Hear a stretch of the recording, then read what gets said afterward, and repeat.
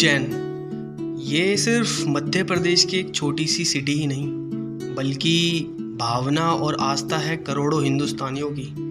तभी तो हर साल लाखों लोग आते हैं यहाँ शिव महाकाल जी के बने मंदिर महाकालेश्वर के दर्शन करने के लिए, जो कि 12 ज्योतिर्लिंगों में से सबसे बड़ा और स्वयंभू है।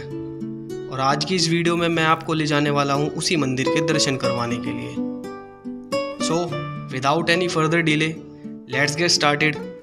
जय Shri Mahakal. My name is Kaushal and you are watching the budget backpacker. Budget Bagpacker. Welcome to day 2 a journey of बाबा की नगरी उज्जैन। डिस्क्लेमर, अगर आप में से किसी ने इस जर्नी का डे 1 मिस कर दिया तो उस वीडियो का लिंक डिस्क्रिप्शन में है, उसको एक बार जाके ज़रूर चेकआउट करना, वरना आपको ये वीडियो समझ में नहीं आएगी। तो शुरू करते हैं। तो फाइनली गाइस पहुंच गए हैं उज्जैन बाबा की नगरी। और ये रहा कुछ स्टेशन, देखो पीछे उज्जैन का स्टेशन है ये। और अब चल रहे हैं, सबसे पहले लेंगे रूम लेने के बाद फिर करेंगे रेस्ट और फिर शाम को जाएंगे महाकालेश्वर बाबा के मंदिर के दर्शन करने। तो इसी बात पे सारे भाई एक बार कमेंट में लिख देंगे जय महाकाल। तुम प्रहलाद भाई तो एक बार बोल दो हर हर महादेव, हर हर महादेव। तो चलो मिलते हैं फिर महाकालेश्वर मंदिर के अंदर। उज्जैन पहुंचने के बाद सबसे बड़ा सवाल यही था कि रुकेंगे कहाँ, क्योंकि हमने किसी भी होटल की प्री बुकिंग तो करी नहीं थी। इसी सवाल का जवाब ढूंढने के लिए हम निकले स्टेशन के बाहर और हमने करी एक रिक्शे वाले भाई से बात, जिसने हमसे कहा कि वो हमें मंदिर के पास ही ड्रॉप कर देगा और साथ ही रूम्स भी दिखा देगा। तो हम रिक्शा पकड़ के निकल पड़े रूम्स की तलाश में, जिसका रेंट मैं आपको वीडियो के अंत में बताऊंगा।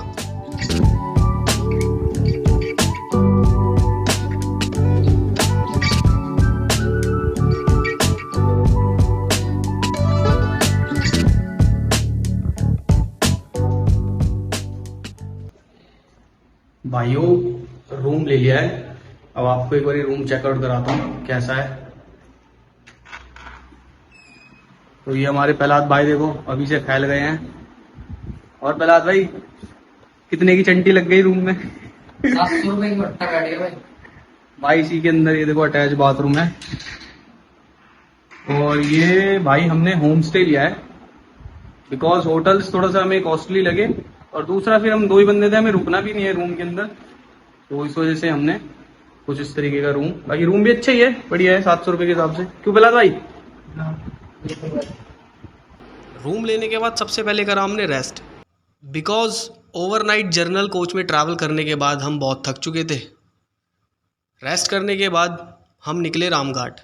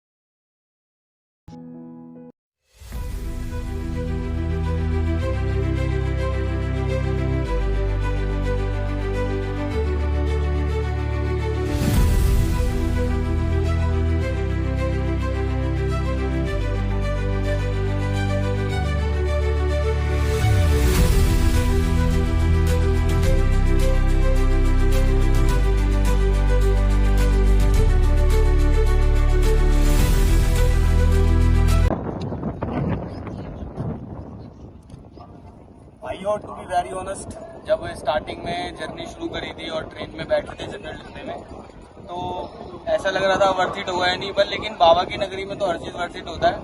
बट जब हम टिकट करवा रहे थे तो उसने हमसे थोड़ा एक्स्ट्रा चार्ज करा, बिकॉज हम रश में थे उस टाइम, हमारे पास टाइम नहीं था, तो जिसके कारण एक्स्ट्रा चार्जेस किए टिकट की।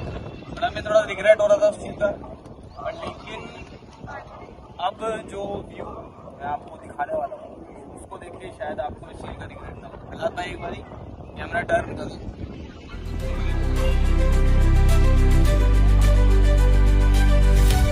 हाँ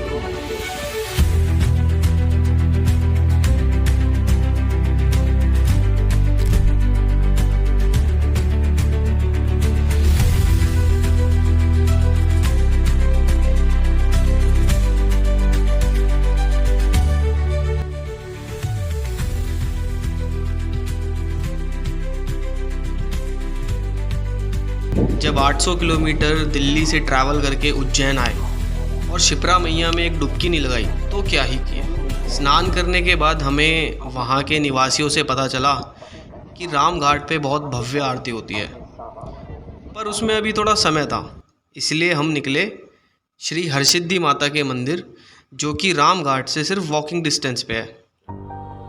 यह मंदिर माता के 51 शक्तिपीठों में से एक है, जहां माता सती की कोहनी आकर गिरी थी। श्री हरसिद्धि माता राजा विक्रमादित्य की आराध्य देवी थी, इसीलिए राजा विक्रमादित्य ने इस मंदिर के आंगन में 1011 दीपों वाला एक अनोखा स्तंभ बनवाया था, जो कि प्रतिदिन संध्या आरती के समय ज्वलित किया जाता है।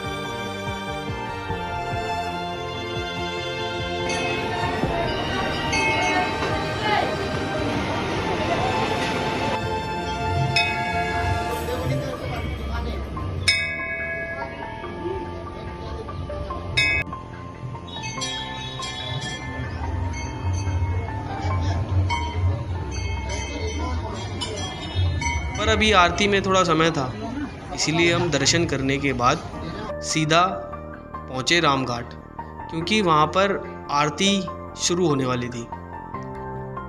और उस भव्य आरती का मंजर आज भी मेरी आंखों के सामने घूमता रहता है।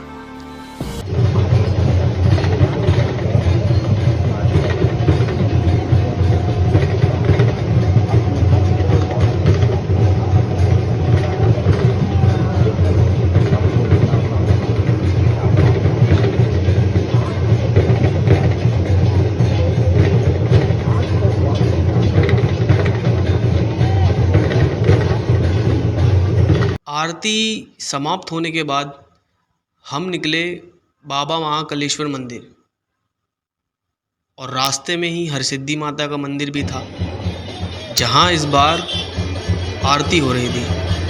और उन 1011 दीपों को एक साथ जलता देख ऐसा लग रहा था मानो सच में माता सती की शक्ति का प्रदर्शन हो रहा हो।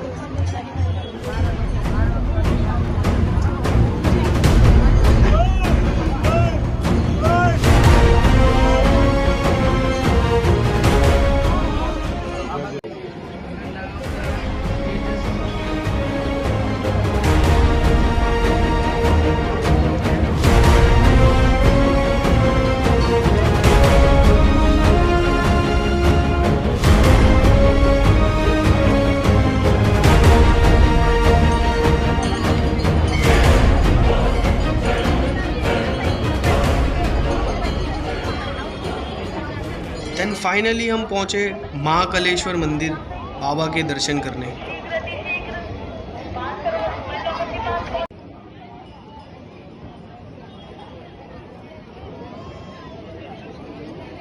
और वहाँ की भीड़ को देखकर महाकुंभ मेले की याद आ गई। इसीलिए मैं आपको सजेस्ट करूँगा कि जो गलती हमने करी वो आप मत करना। अगर आप भी दर्शन करने आ रहे हो तो वीक डेज़ पे आना, वीकेंड्स पे आना अवॉइड ही करें तो अच्छा रहेगा। मंदिर के एंट्रेंस पे पहुंचते ही पता लगा अंदर फ़ोन ले जाना अलाउड नहीं है, पर आपको दर्शन भी करवाने थे, इसीलिए मैं एक फ़ोन रिस्क लेकर अंदर ले गया। तो इसी बात पे सारे भाई वीडियो को लाइक करके कमेंट में लिख देंगे जय श्री महाकाल।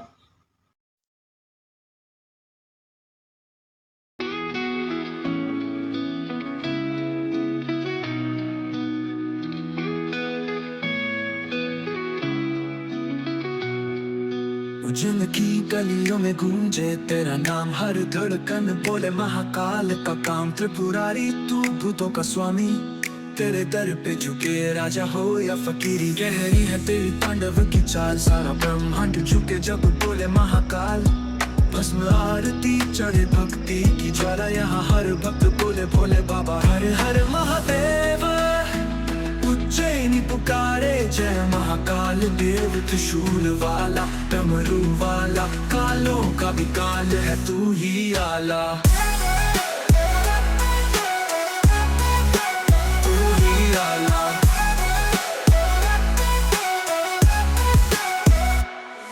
रात के सन्नाटों में गूंजे तेरा नाम, सुशांत भी बोले यहाँ बसा है पवन धाम। कोई लूटे धन को हम लूटे कृपा, महाकाल की छाया में मिले सच्चा रास्ता। ना डर किसी चीज का ना फिक्र कोई बात, महाकाल है साथ तो कौन करेगा घात। दर्शन करने के बाद हम फटाफट पहुंचे अपने रूम पर, जहां करा हमने थोड़ा सा भोजन। इसी के साथ डे 2 का सफ़र होता है समाप्त। अब आपसे मुलाकात होगी इस सीरीज़ के लास्ट डे अर्थात डे 3 में। पर रुको, अभी इस वीडियो का सबसे इंटरेस्टिंग पार्ट तो रह गया है, budget for next Ujjain trip.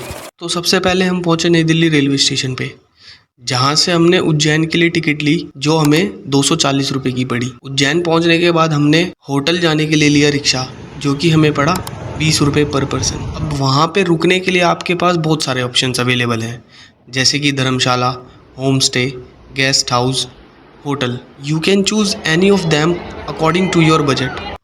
हमने चूज़ किया होम स्टे, जो कि हमें पड़ा 800 रुपये पर नाइट। खाने का खर्चा हमें पड़ा 200 रुपये पर person, breakfast, lunch and dinner, और ये खर्चा आप पे डिपेंड करता है।